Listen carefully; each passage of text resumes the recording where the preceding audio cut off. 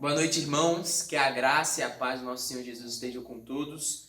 É muito bom tê-los aqui mais uma vez, onde nesse momento vamos cultuar o Senhor e ouvir a tua palavra em mais esse culto. Irmãos, desde já gostaria que os irmãos abrissem comigo a Bíblia de vocês no Salmo 133. Leremos o Salmo 133 agora.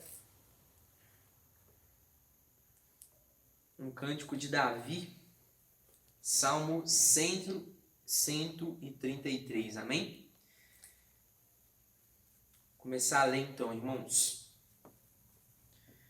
Como é bom e agradável quando os irmãos convivem em união. É como óleo precioso derramado sobre a cabeça, que desce pela barba, a barba de Arão, até a gola das suas vestes.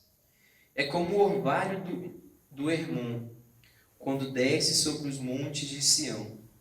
Ali o Senhor concede a bênção da vida para sempre. Amém? Irmãos, eu quero destacar aqui com vocês essa perícope do primeiro verso, que fala como é bom e agradável que os irmãos convivem em união. Muito interessante, desde o Antigo Testamento, a união é muito destacada, principalmente nesse salmo. Aos olhos de Deus, essa união, que é essa unidade espiritual, essa unidade de crença, de prática, ela aos olhos de Deus é boa e também é agradável que estejamos em unidade. E é interessante também que já no Novo Testamento, Paulo, ele vai falar que nós somos templo do Espírito Santo. Mais uma vez, Paulo evidenciando esse coletivo. Porque, irmãos, a igreja, a morada, o templo do Espírito Santo, não é o eu individualmente, mas na verdade o coletivo. Paulo destaca aqui que o Espírito de Deus habita na união dos irmãos. Isso é muito interessante. O Espírito de Deus habita em nossa união. Ou seja, nós somos templo do Espírito Santo.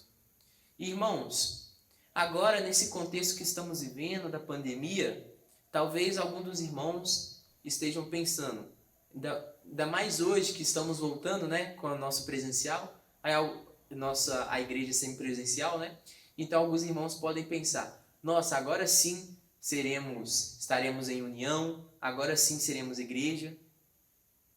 E talvez, né, alguns irmãos que não podem vir e estar no templo pensam, nossa, eu não estou em união com os irmãos, eu não sou igreja, porque igreja aí é o templo. Mas não, irmãos. O nosso, aqui como a Bíblia evidencia tanto no Antigo Testamento como no Novo Testamento, é que a igreja está em união não apenas fisicamente, onde nós vamos no templo e nós interagimos, e nós conversamos, nós nos amamos, nós perdoamos, nós cantamos ao Senhor, nós ouvimos a Tua palavra, nós servimos. Estar em união não é apenas estar assim fisicamente, mas estar em união é, sobretudo, estar espiritualmente unidos, confessando Cristo como nosso Senhor e Salvador e testemunhando nosso reino, o seu reino. O estar em comunhão nós também estamos fisicamente e também estamos espiritualmente. Somos um com Cristo. Nós somos o teu corpo e espiritualmente estamos em união. Então, irmãos, gostaria de dar essa palavra para vocês, que nós somos igreja. Mesmo em isolamento social, continuamos unidos em Cristo Jesus. Nós continuamos assim unidos. Amém? Senhor meu Deus, eterno Pai, muito obrigado, Deus, pela Tua palavra. Ó Senhor, muito obrigado, Deus, por essa oportunidade de ouvir mais um pouco da Tua palavra nesse momento. Senhor, nós, Deus, agradecemos a Ti, Jesus, pelo Teu sacrifício, pelo Teu sangue que nos perdoa dos nossos pecados, pelo Teu Espírito que habita em nós, Seu Espírito que habita nesse templo que é a Tua igreja. Ó Senhor, não é porque estamos em isolamento, não é porque estamos distantes que não estamos unidos em Cristo. Nós estamos unidos espiritualmente em Ti, meu Pai. Muito obrigado, Deus, pelo Teu amor. Que o Senhor tire todo o senso de individualidade da igreja e traga sempre esse senso coletivo de união. E que também possamos aproveitar, Senhor, essa união agora fisicamente com a volta do presencial, a igreja, o templo abrindo novamente para que possamos nos ajuntarmos aqui como igreja. Obrigado, Deus, pela Tua palavra. Que o Senhor abençoe a união da PIB Vila Pinho. Abençoe a comunhão dos irmãos. Assim nós oramos. Em nome de Jesus. Amém. Boa noite, irmãos. Estamos em mais um culto aqui de louvor e adoração ao nosso Deus. Gostaria que você se juntasse à sua família neste momento. A gente vai iniciar o nosso momento aqui de louvor. Gostaria que você fechasse seus olhos, amém? Vamos agradecer ao Senhor por mais esse dia, por mais essa oportunidade que Ele está nos dando. Pai, muito obrigado, Senhor, por estarmos aqui mais uma vez na Tua casa. Queremos Te render, Senhor, o nosso louvor, a nossa adoração. Que seja, Senhor, entregue a Ti, Pai, com toda a nossa alma, com todo o nosso interior. Sabemos que não temos nada, Senhor, para Te oferecer, mas que o Senhor, ó Deus, que chegue, Senhor, ao Teu merecimento, mas que o Senhor venha receber, Senhor, toda a nossa sinceridade, toda a nossa humildade, Pai, diante aqui do Teu altar, Senhor. Receba cada música, cada louvor, cada instrumento que será tocado a Ti. Muito obrigado, abençoa a sua igreja, Senhor, cada um que está em seu lar neste momento, Pai, que o Senhor venha levar os Teus anjos, ó Deus, levar a Tua presença a essas casas, Pai, que cada um possa Te louvar, Senhor, celebrar o Teu nome e glorificar, Senhor, o Teu nome, dia após dia, Pai. Muito obrigado por essa mais uma oportunidade que o Senhor nos dá. A nossa oração que fazemos, Te agradecemos em nome de Jesus. Amém. Vamos louvar o Senhor, irmãos, com muita alegria, amém?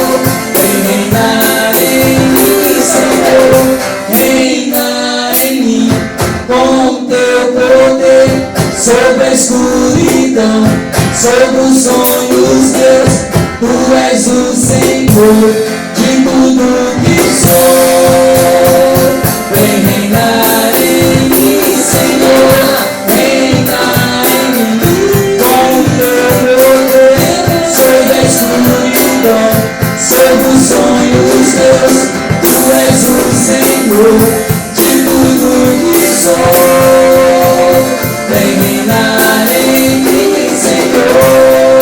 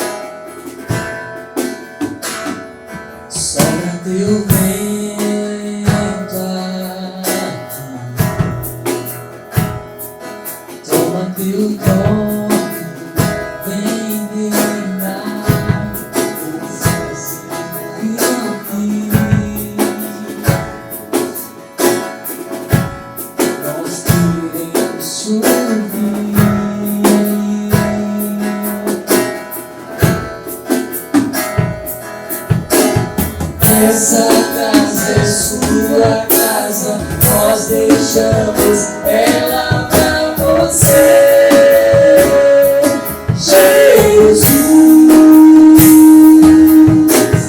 Essa casa é sua casa, nós deixamos ela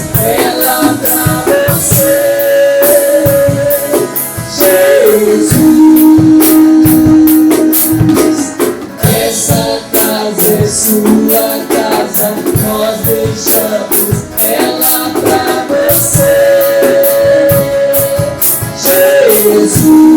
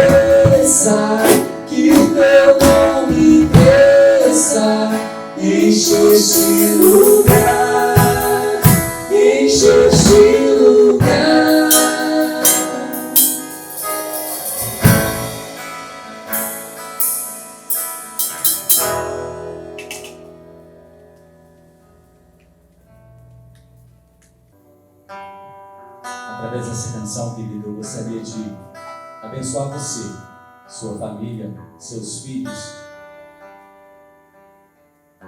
e todos os seus. Que possamos sermos realmente abençoados pelo Senhor através da sua bênção. Não queria apenas cantar essa canção, eu gostaria de orar com você através dessa canção. Em nome de Jesus, sinta-se abençoado por Deus nessa noite.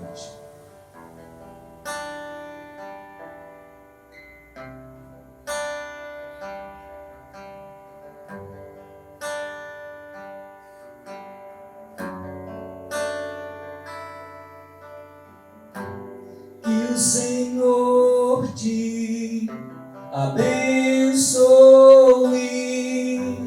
e faça brilhar seu rosto em ti, conceda sua graça e te dê paz. Amém, amém,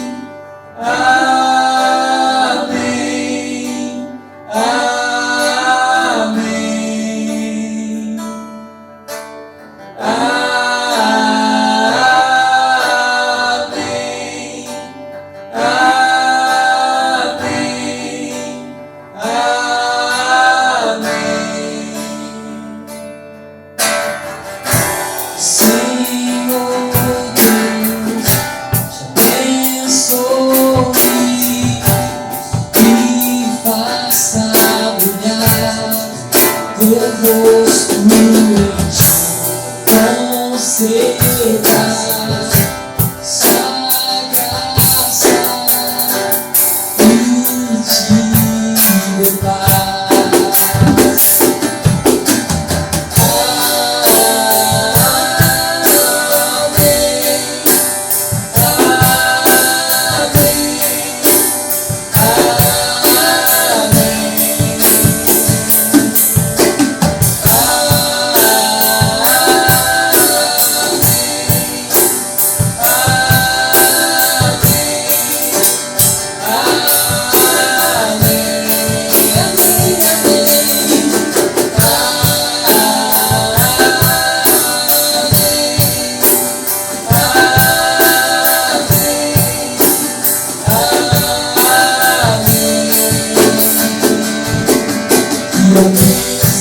Se derrame até mil gerações, salva a vida dos seus filhos e dos filhos dos seus filhos. Que a bênção se derrame até mil gerações, salva a vida dos seus filhos e dos filhos dos seus filhos. Que a bênção se derrame gerações, sua família, os seus filhos e os filhos dos seus filhos. Sua presença te acompanhe por detrás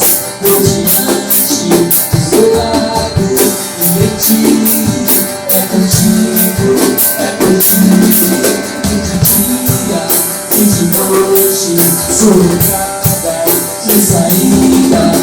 Por isso, o choro é contigo, é por ti, é contigo, é por ti, é contigo, é por ti.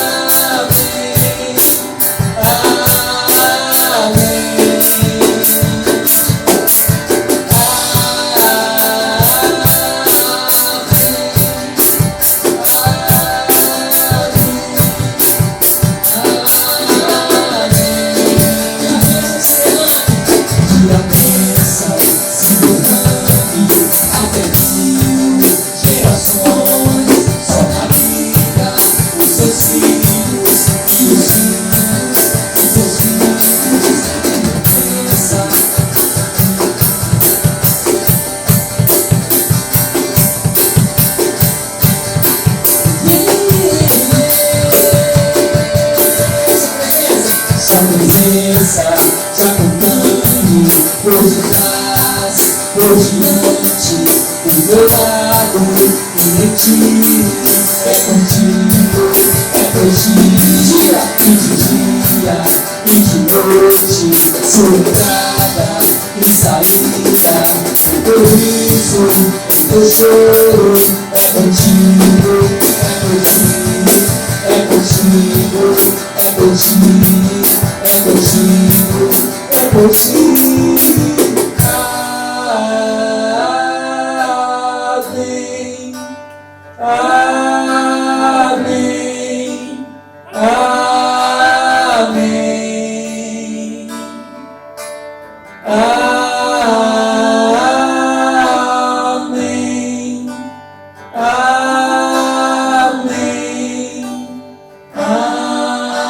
amém.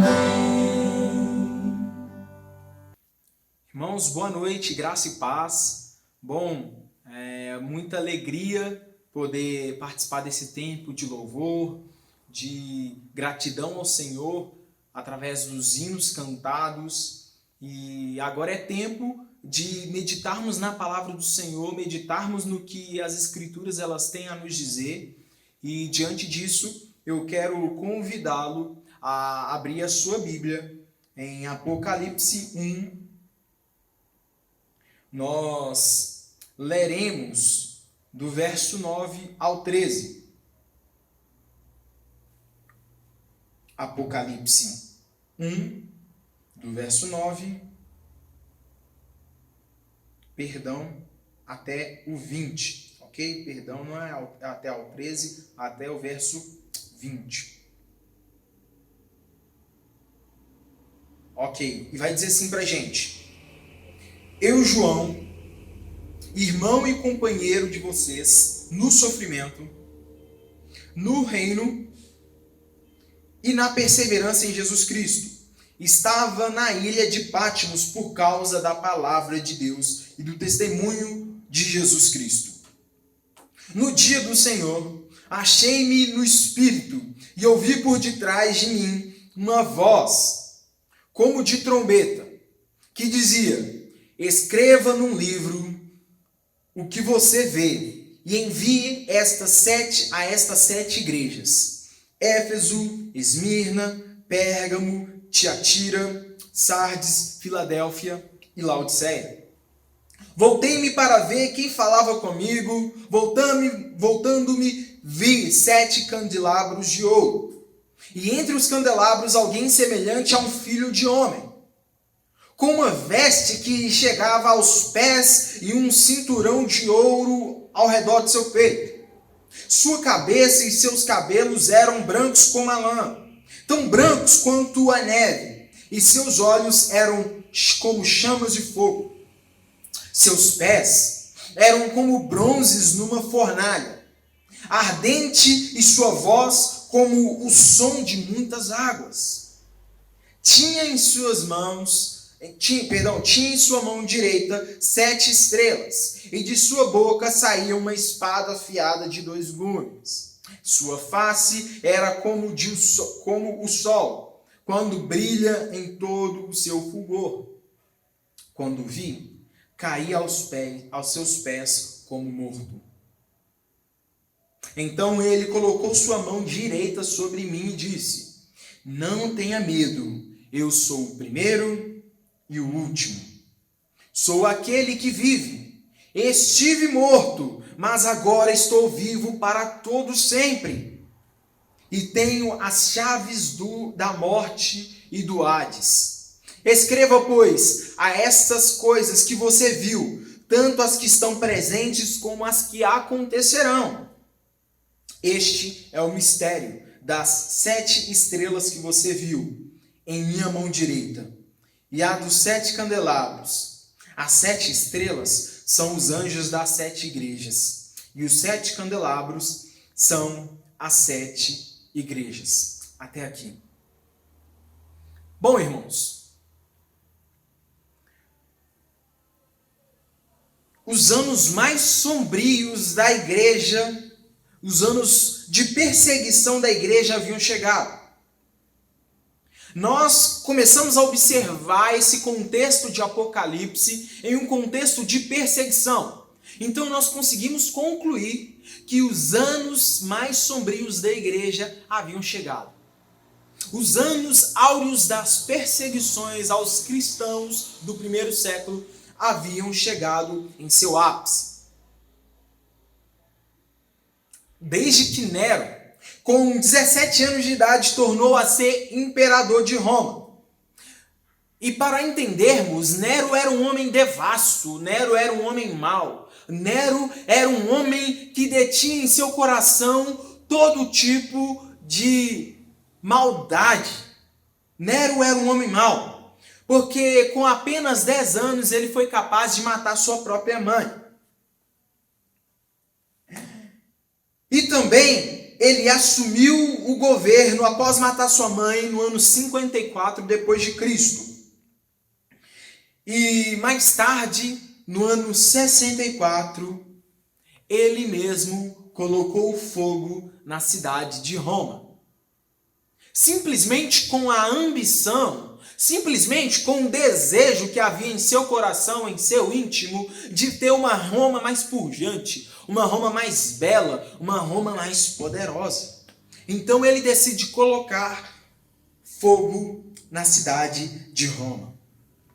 E então a gente começa a perceber, de acordo com a história, que ele manda colocar fogo em Roma, e ele, no alto de uma torre, ele vê o espetáculo das chamas. Ele observa a cidade pegando fogo. Ele observa todas as casas que faziam parte das províncias romanas pegando fogo, em chamas, ardendo naquele grande enxame de incêndios. Então, daqueles 14 bairros que haviam em Roma, sobraram apenas 4.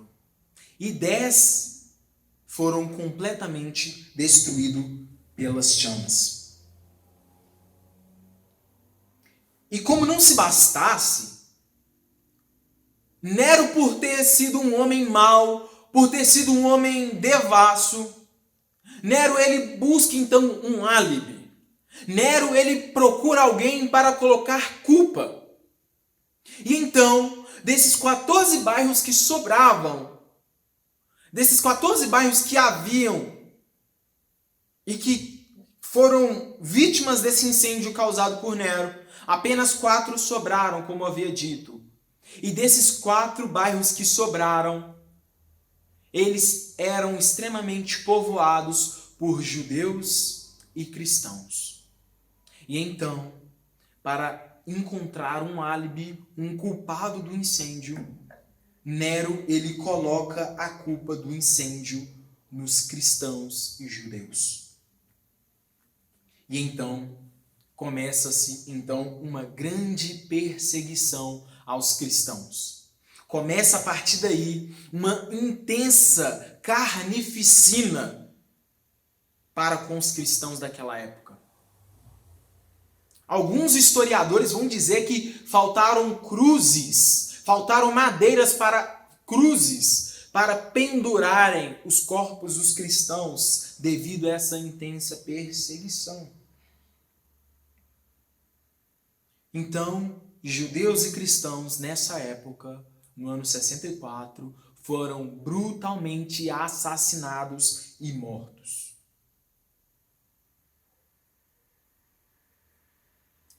No ano 66, 2 anos depois, explode uma grande rebelião.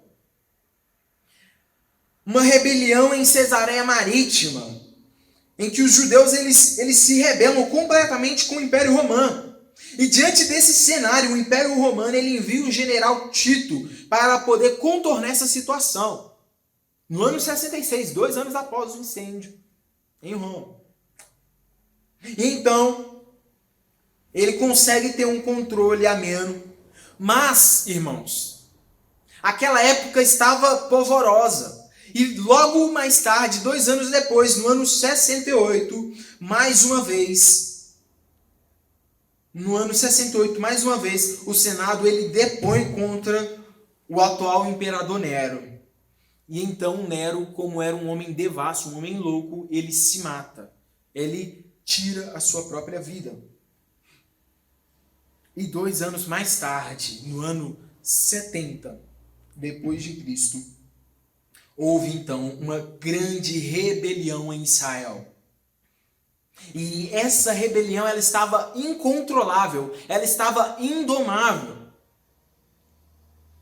E então, novamente Roma manda o general Tito para contornar essa situação, para contornar tudo aquilo que estava acontecendo. E então, como diz a história, os romanos invadem Jerusalém, eles invadem Israel, e ali não foi permitido ninguém entrar e ninguém sair. E diante daquela rebelião em que o povo estava cansado do Império Romano oprimindo o povo judeu, o Império Romano, através do general Tito, cerca a cidade de Jerusalém, arrasa Jerusalém, destrói Jerusalém, sem deixar pedra sobre pedra.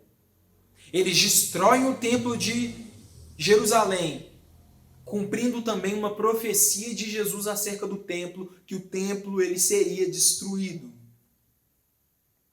E então, nós, em termos de história, observamos a que é conhecida como a maior diáspora dos últimos tempos, em que o povo deixa Israel, o povo deixa Jerusalém, o povo judeu sai da sua terra natal e são espalhados, ou seja, há uma diáspora para todo o mundo. E eles só retornam para sua terra oficialmente em 1948, em que o Estado e o país de Israel foi considerado como nação pelas Nações Unidas. E então os judeus eles retornam para a sua cidade natal. 2 anos e nesse mesmo ano 70 começa-se então a construção do Coliseu de Roma, que 10 anos mais tarde, no ano 80, o Coliseu estaria pronto. O Coliseu ele seria um palco para um grande extermínio de cristãos. Homens e mulheres que seguiam a fé cristã foram mortos, entregues a leões naquele teatro, para servirem como uma peça de carne para leões famintos. Esse era o contexto da carta de João. E João, ele era o último apóstolo, o último homem da escola apostólica a estar vivo naquele momento. E naquela época, no ano 80, o imperador que dominava era Domiciano. E Domiciano era um homem extremamente louco também, assim como Nero, porque ele foi o primeiro imperador a solicitar culto para si. Ele foi o primeiro imperador a dizer que ele era comparado a um deus. Então ele exigia que as províncias, que o Império Romano dominava prestarem-se cultos a Domiciano. E então, João, ele é exilado na ilha de Patmos. João que sofria, João que estava como escravo, trabalhando, e já nessa alta idade que nós conseguimos imaginar. João estava muito velho. Então ele é exilado na ilha de Patmos, atual Turquia. E então, lá ele recebe a revelação a qual nós acabamos de ler, a respeito das últimas coisas. E aqui nós começamos a observar, meus irmãos, um Jesus diferente, um Jesus diferente não no sentido do seu conteúdo, não em essência, porque ele é o mesmo ontem, hoje e eternamente, mas um Jesus que veio trazer uma cobrança para o seu povo. Um Jesus que ele se dizia estar no meio do seu povo. Um Jesus que observava a sua igreja. E um Jesus que não estava mais na posição de apenas réu em nosso favor, mas agora um Jesus que estava como juiz. Um Jesus que estava a julgar.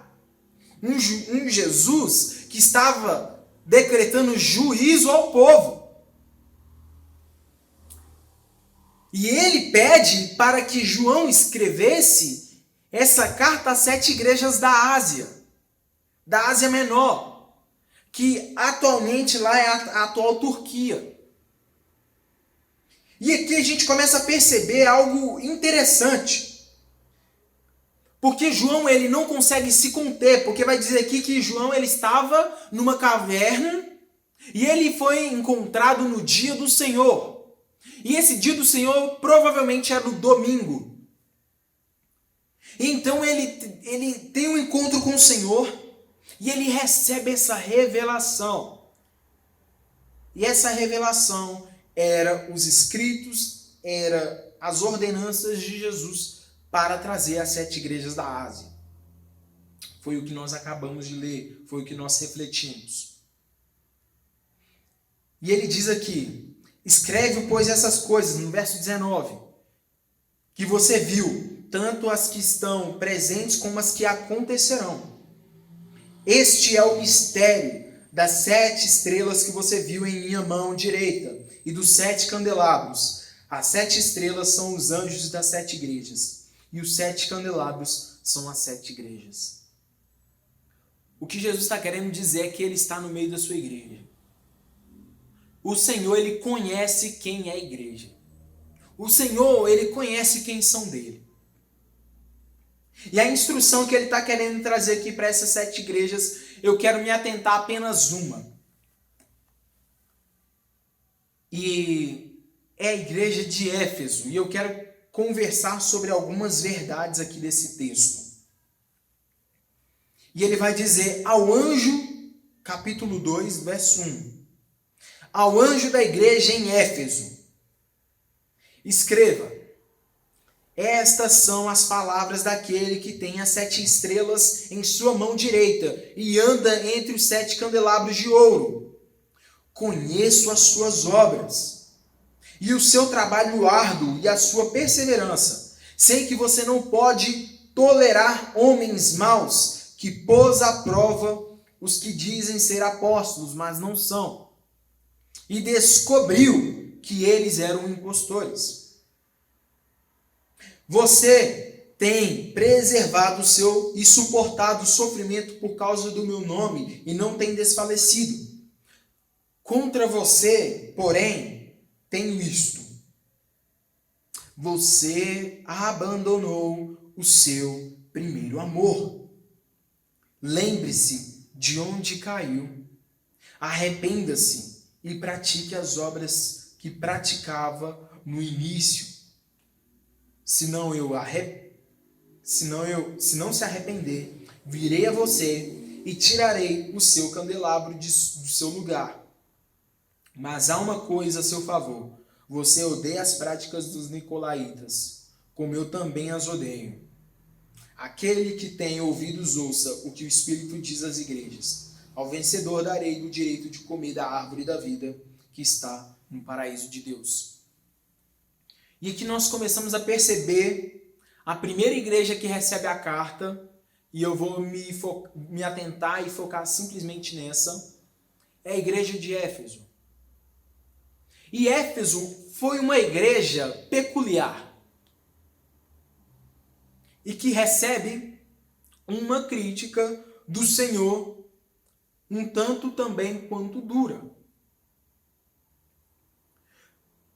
Por quê, irmãos? Éfeso foi a igreja a qual teve o privilégio de que o apóstolo Paulo ficasse mais tempo em estadia em sua cidade. Então, quanto mais tempo o apóstolo Paulo ficou em estadia, mais essa igreja pôde se alimentar da palavra. Mais essa igreja pôde usufruir do evangelho de Jesus e do conteúdo ao qual Deus revelou para Paulo. E era uma igreja frutífera, era uma igreja boa, era uma igreja que avançava. Era uma igreja que tinha uma boa doutrina, uma igreja que tinha um vasto conteúdo do evangelho. Uma igreja que ela recusava as obras dos nicolaítas. Elas entendiam que eram os falsos profetas e elas recusavam. Era uma igreja doutrinariamente sã, doutrinariamente correta. Se imaginarmos e fazermos uma comparação em um pé de igualdade, é como se fosse uma igreja presbiteriana que tem lá todo o sínodo corretinho, que segue as escrituras. Entendem? É como se fosse uma igreja batista que seguisse as ordenanças da palavra. Esse era o perfil de Éfeso. Uma igreja que buscava andar segundo os padrões bíblicos da palavra e os ensinos dos apóstolos. Então eles recusavam toda e qualquer heresia, toda e qualquer falácia, toda e qualquer invenção que não estava constando na palavra do Senhor. E uma coisa em comum que nós começamos a perceber em todas as cartas, se você for ler, é que Jesus ele vai dizer uma coisa: conheço as suas obras. Jesus, nada mais, nada menos, ele está falando para a igreja universal. Fulano, eu te conheço. Eu sei quem você é. Eu examino o interior do seu coração. Eu sei o âmago da sua intencionalidade. Eu te conheço. Então, o que nós sabemos, que nós vemos em comum aqui, que Jesus diz, é que ele conhece a sua igreja. Ele te conhece, meu irmão. Ele te conhece. E ele assim como vai declarar o salmista, tu me sondas e me conheces. Sabes o meu assentar e o meu levantar. O Senhor, ele nos conhece. O seu trabalho é árduo e a sua perseverança. Olha só, a igreja de Éfeso era uma igreja que trabalhava. Era uma igreja que perseverava. Uma igreja que labutava na obra do Senhor. Sei que você não pode tolerar homens maus, que pôs à prova os que dizem ser apóstolos, mas não são, e descobriu que eles eram impostores. Então, era uma igreja que compreendia que o apostolado, ele só provinha dos 12, e posteriormente de Paulo. Homens que receberam do próprio Jesus a revelação. Pois eles colocaram à prova homens que se diziam ser apóstolos, mas eram falsos. E hoje o que nós mais vemos hoje é homens que se dizem apóstolos, mas nós sabemos que o apostolado, ele acabou.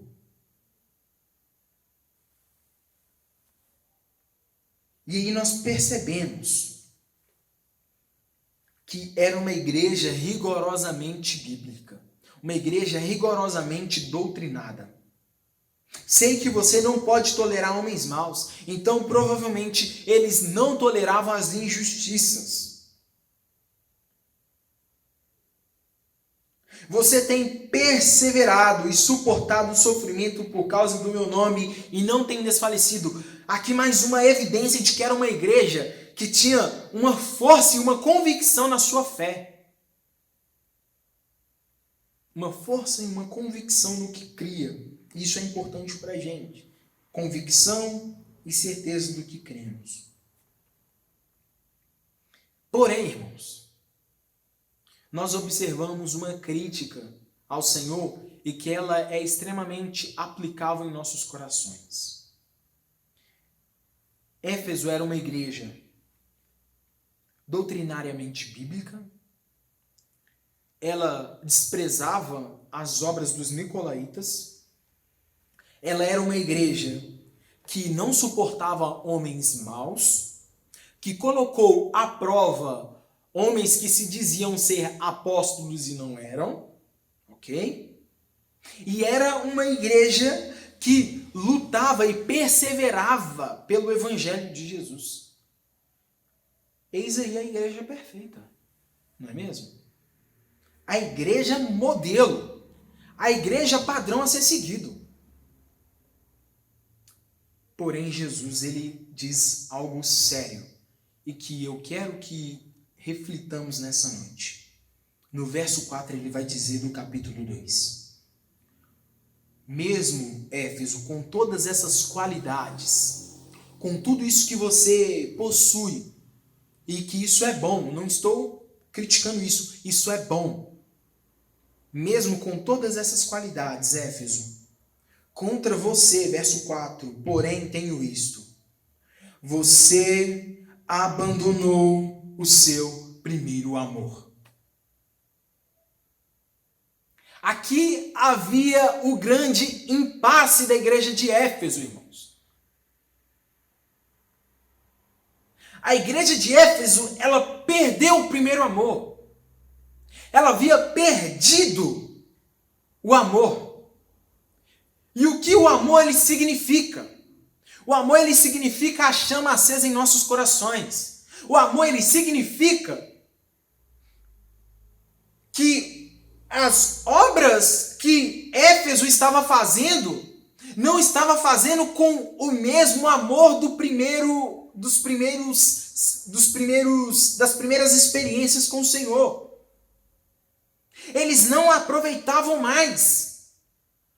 E eles não serviam o Senhor com a mesma gana, com a mesma vontade. E nós conseguimos concluir que todas essas práticas boas que Éfeso estavam fazendo nada mais eram do que ativismos. Ativismos. E a palavra, o apóstolo Paulo vai dizer em 1 Coríntios que se não tiver amor, se eu não fizer as coisas do Senhor com amor, se eu não amar verdadeiramente, se eu não fizer as coisas do Senhor com um coração realmente contrito e amável, eu posso morrer em prol do Evangelho, eu posso dar comida aos pobres, eu posso fazer as mais belas obras e ações que eu puder fazer. Mas se eu não fizer com amor, de nada vale. E era isso que aconteceu com Éfeso. Éfeso perdeu o primeiro amor. Éfeso perdeu a motivação pelo qual faziam. E aqui nós começamos a entender uma religiosidade árida. Um ativismo e um automaticismo árido, seco, que não provia de uma espontaneidade,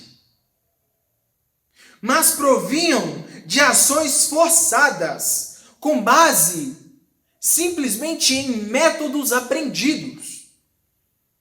Por mais que os métodos eles eram certos, bons e eficazes, porque eram a verdade do Evangelho, porém o Evangelho, somente o conteúdo não adianta, irmãos. O Evangelho de Jesus, ele é vida e prática, ele é credo e conduta. Não tem como vivermos uma dualidade no Evangelho e dizermos que vivemos o Evangelho sem praticarmos, entendem?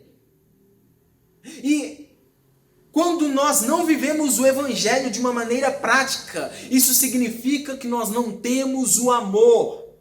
Nós não estamos amando verdadeiramente o que nós dizemos crer. Nós não estamos executando aquilo que nós dizemos crer com amor e com bondade, com amor realmente significativo. Nós abandonamos as primeiras práticas, abandonamos o amor. E ele vai dizer no verso 5, lembre-se de onde você caiu e arrependa-se, pratique as obras a qual praticava no princípio.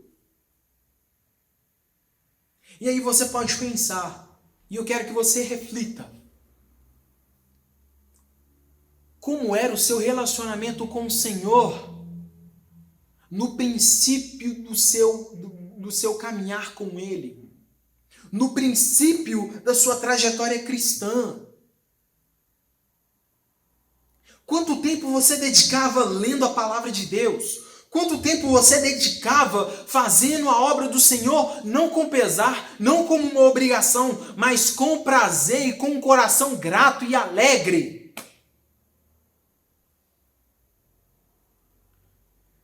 O que você tem feito na obra de Jesus resulta em um coração realmente apaixonado pelo que faz, apaixonado pelo Deus da obra? Ou você faz simplesmente por uma mera religiosidade e um mero ativismo religioso? Entendem?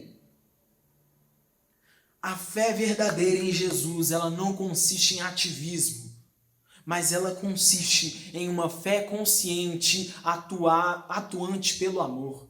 Uma fé que consciente dos seus atos, ela mistura ações e vida amorosa, vida piedosa. Ela entende que as ações que ela precisa fazer, elas precisam ser feitas com amor e com um coração grato. E essa igreja, ela havia perdido o seu primeiro amor, mesmo com todas essas características. Outro exemplo de um ativismo que a gente vê na Bíblia, nós percebemos em Lucas a passagem de Marta e Maria. Quando essas duas irmãs, Jesus estava chegando em seu povoado, ele é convidado para ficar um tempo na casa delas. E então Marta, ela reclama com Jesus porque Maria não estava ajudando ela no serviço. Então Marta, ela estava atarefada, ela estava com os olhos fixos em fazer as atividades, e ela repreende. E então Jesus simplesmente diz: Marta, você está preocupada demais com coisas que não foi pedido para você fazer. E Maria, ela está aproveitando a melhor parte, a qual dela não será tirada, que é se assentar aos meus pés e ouvir o que eu tenho a dizer. Éfeso estava vivendo exatamente isso. Eles estavam atarefados. Eles estavam observando todo o caminhar de uma vida e uma doutrina cristã saudável. Mas se esqueceram da cereja no bolo, que torna tudo diferente, que é o primeiro amor. que é o desejo de glorificar a Deus com a sua vida. E talvez você se encontre dessa forma. Servir ao Senhor tanto faz para você, que provavelmente isso te prejudica até participar das atividades da igreja.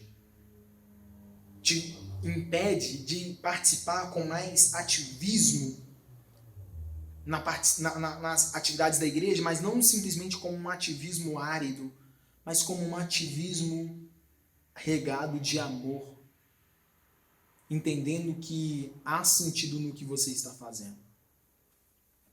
E essa igreja, ela perdeu o seu grande amor. Ela perdeu o primeiro amor. E ela não faz mais as coisas como ela fazia antes. Ela não faz com o mesmo amor. Ela não faz com a mesma vontade. Então Jesus, ele pede para que eles se arrependessem. Se não se arrepender, virei a você e tirarei o seu candelabro do lugar dele. Mas há uma coisa a seu favor. Você odeia as práticas dos nicolaítas, como eu também as odeio. Aquele que tem ouvidos, ouça o que o Espírito diz às igrejas. Ao vencedor, darei o direito de comer da árvore da vida, que está no paraíso de Deus.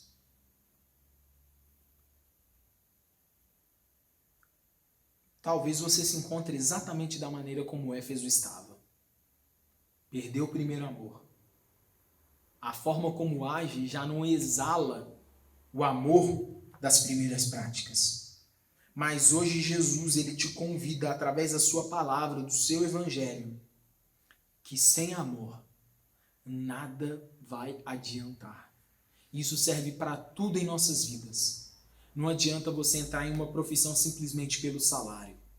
Se você entrar nela sem amor pelo que você faz, você será um bem remunerado infeliz. Se nós entramos em casamento simplesmente pela paixão momentânea, um dia a falta do amor vai cobrar. E da mesma maneira, se nós esquecemos o verdadeiro amor e o primeiro amor com o Senhor, nós viveremos uma enganação, estaremos enganando a nós mesmos e acharemos que estaremos vivendo uma fé genuína e verdadeira, quando na verdade estaremos distantes dele. O amor é o combustível. O amor é uma ação. O amor é uma atitude.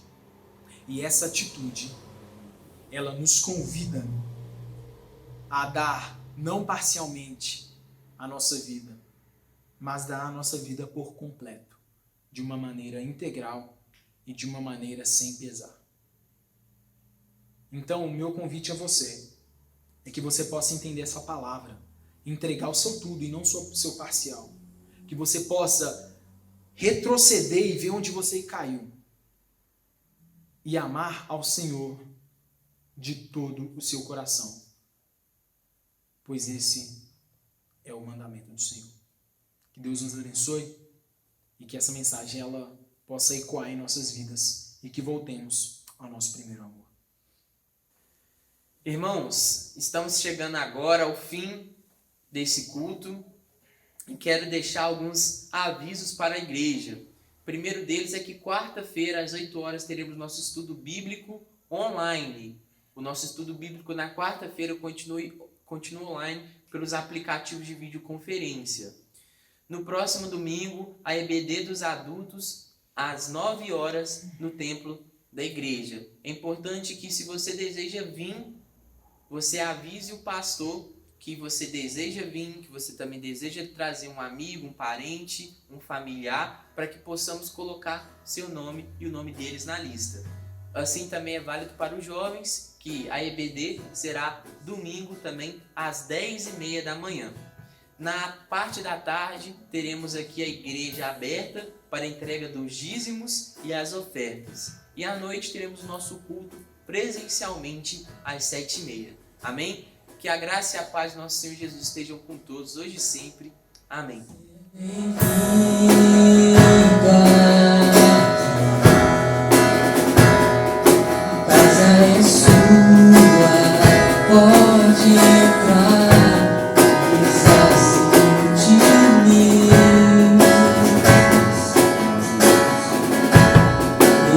vazio de mim.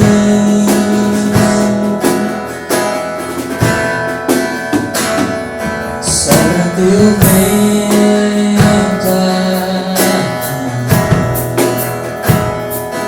toma teu corpo, vem reinar,